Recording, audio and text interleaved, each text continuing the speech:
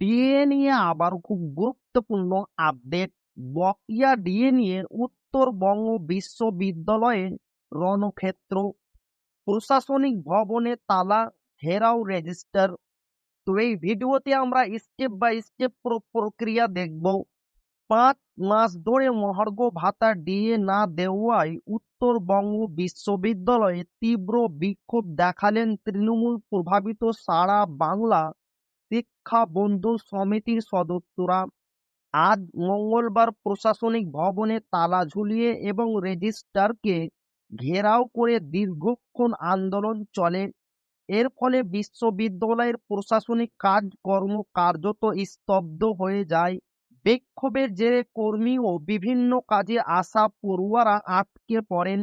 সংগঠনের উত্তরবঙ্গ বিশ্ববিদ্যালয় শাখার সভাপতি রণজিৎ রায় জানান, মুখ্যমন্ত্রী মমতা বন্দ্যোপাধ্যায় ডিএ বৃদ্ধির ঘোষণা করলেও গত 5 মাস ধরে তা কার্যকর হয়নি।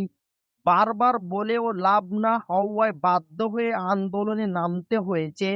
বিশ্ববিদ্যালয়ের ভারপ্রাপ্ত রেজিস্ট্রার জানিয়েছেন, বিষয়টি চিঠি দিয়ে উচ্চ শিক্ষা দপ্তরকে জানানো হয়েছে।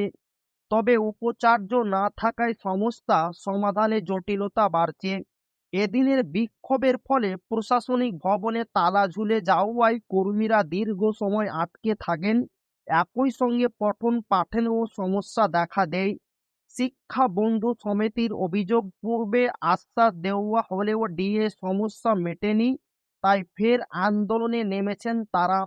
সমিতির সদস্যরা জানিয়েছেন, দাবি পূরণ না হওয়া পর্যন্ত তাদের আন্দোলন চলবে। তো এই ছিল ডিএনএ খুব গুরুত্বপূর্ণ আপডেট যা আপনাদের মাঝে শেয়ার করলাম। তো ভিডিওটি ভালো লাগলে অবশ্যই আপনার বন্ধুদের শেয়ার করবেন যাতে তাদের উপকার হয়। আর আপনি যদি এখনো আমাদের চ্যানেলকে সাবস্ক্রাইব না করে থাকেন তো অবশ্যই চ্যানেলকে সাবস্ক্রাইব করবেন এবং আমাদের পাশে থাকবেন। তো আবারও দেখা হবে ডিএ রিলেটেড খুব গুরুত্বপূর্ণ ভিডিওতে।